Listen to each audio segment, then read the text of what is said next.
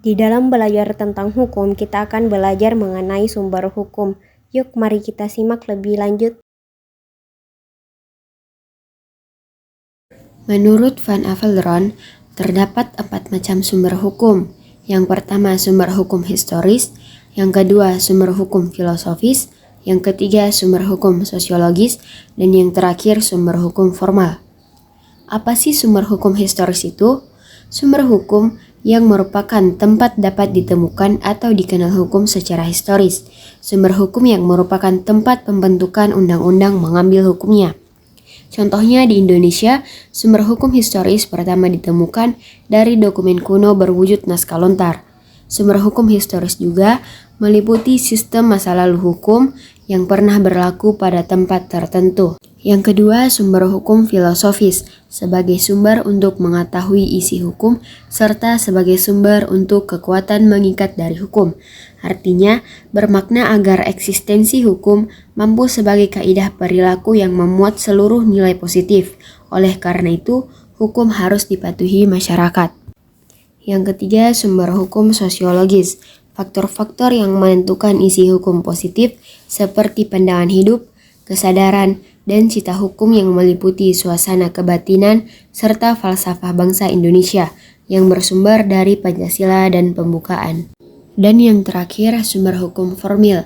Sumber hukum dengan bentuk tertentu, artinya sumber hukum yang berbentuk peraturan resmi dan formal serta berkaitan langsung dengan penetapan hukum. Secara umum ada 2 sumber hukum, yaitu sumber hukum material dan sumber hukum formil. Apa sih sebenarnya itu sumber hukum material? Sumber hukum material artinya adalah dasar berlakunya hukum atau prinsip-prinsip yang menentukan isi dari ketentuan hukum.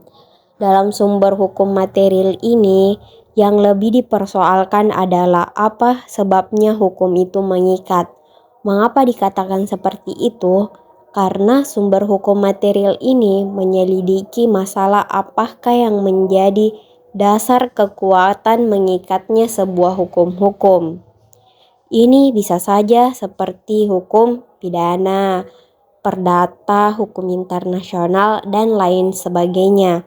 Nah, tadi dikatakan sebagai prinsip hukum dan ketentuan hukum. Apa sih bedanya prinsip hukum dan ketentuan hukum? Sebenarnya prinsip dan ketentuan hukum sama-sama merupakan ketentuan yang mengatur tingkah laku orang dalam masyarakat. Tapi dari segi gradasinya, prinsip hukum berbeda dengan ketentuan hukum. Prinsip hukum merupakan ketentuan yang mengatur tingkah laku orang dalam masyarakat secara umum. Sedangkan ketentuan hukum mengatur tingkah laku orang dalam masyarakat secara rinci. Jadi sumber hukum material ini lebih kepada dasar berlakunya suatu hukum. Dasar berlakunya hukum ini akan diartikan sebagai prinsip dan ketentuan hukum. Dengan kata lain, merupakan sumber hukum yang dilihat dari segi isinya. Setiap orang yang akan mempelajari hukum maka sangat penting untuk mengetahui dari mana sih asal atau tempat ditemukannya aturan-aturan atau ketentuan-ketentuan hukum. Nah, tentunya dalam sumber hukum formil. Dalam sumber hukum formil inilah merupakan tempat di mana dapat ditemukan aturan-aturan dan ketentuan-ketentuan. Apa saja sih yang termasuk dalam sumber hukum formil? Jadi ada 3 teman-teman yang kami akan paparkan di sini. Yang pertama yaitu undang-undang, yang kedua jurisprudensi, dan yang terakhir yaitu kebiasaan. Yuk mari kita simak tentang ketiganya. Menurut Prof. Buis, undang-undang sebagai sumber hukum memiliki 2 arti, yaitu undang-undang dalam arti formil dan undang-undang dalam arti material. Yang pertama, undang-undang dalam arti formil, atau disebut juga undang-undang dalam arti sempit, di mana setiap peraturan atau ketetapan yang dibentuk oleh alat perlengkapan negara yang diberi kekuasaan membentuk undang-undang dan digunakan sebagaimana mestinya.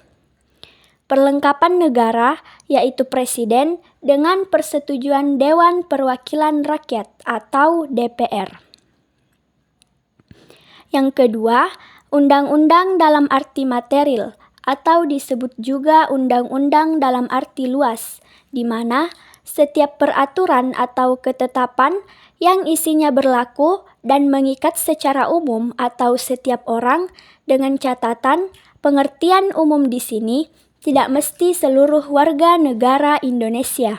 Misalnya umum di sini hanya berlaku untuk suatu daerah tertentu saja. Sumber hukum yang selanjutnya yaitu jurisprudensi. Jurisprudensi berasal dari putusan hakim atau pengadilan. Jurisprudensi terjadi manakala seorang hakim dalam memutus suatu perkara tidak bisa gunakan aturan hukum atau peraturan perundang-undangan yang telah ada. Sehingga dalam kondisi yang seperti demikian, hakim harus menciptakan hukumnya sendiri yang kemudian dicetuskan dalam putusan pengadilan. Karena mengingat dalam diri seorang hakim melekat suatu asas yaitu ius curia novit, yang berarti hakim dianggap mengetahui semua hukum sehingga pengadilan tidak boleh menolak dalam memeriksa dan mengadili suatu perkara. Pada hakikatnya, putusan hakim atau pengadilan hanya mengikat para pihak yang berperkara. Namun, sebenarnya penting juga untuk umum, karena apabila terdapat suatu perkara yang sama, maka hakim bisa memutus dengan putusan hakim yang telah adil terdahulu. Tapi, tidak semua putusan pengadilan menjadi jurisprudensi. Ada beberapa syarat suatu putusan pengadilan dapat menjadi jurisprudensi, yaitu yang pertama, harus berkekuatan hukum tetap atau inkrah. Yang kedua, tidak ada banding atau kasasi. Yang ketiga, merupakan putusan perkara baru. Yang keempat, memiliki keadilan. Yang kelima, telah melalui uji eksaminasi. Yang keenam, melalui notasi Mahkamah Agung. Baik, selanjutnya sumber hukum formil yang terakhir, yaitu kebiasaan. Kebiasaan menurut Master J.H.P. Belfroid dalam bukunya, beliau menyatakan bahwa hukum kebiasaan ini juga disebut dengan kebiasaan yang meliputi semua peraturan-peraturan yang meskipun tidak ditetapkan oleh pemerintah, akan tetapi ditaati oleh seluruh rakyat, karena mereka yakin bahwa peraturan itu berlaku sebagai hukum. Selanjutnya, ada dua syarat suatu kebiasaan menjadi hukum. Yang pertama, terdapat perbuatan atau tindakan semacam dalam keadaan yang sama dan kemudian diikuti oleh umum. Yang kedua, harus ada suatu keyakinan hukum atau opini jus mare aetatis. Nah, keyakinan hukum ini mempunyai dua arti. Yang pertama, keyakinan hukum dalam arti material. Artinya, suatu keyakinan bahwa hukum atau keyakinan suatu aturan itu memuat hukum yang baik. Jadi, yang dilihat itu isinya, apakah isi suatu aturan itu baik atau tidak. Dan yang kedua, keyakinan hukum dalam arti formil.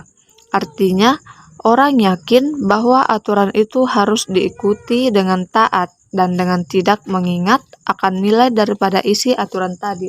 Demikianlah penjelasan kami mengenai sumber hukum. Sekian dan terima kasih.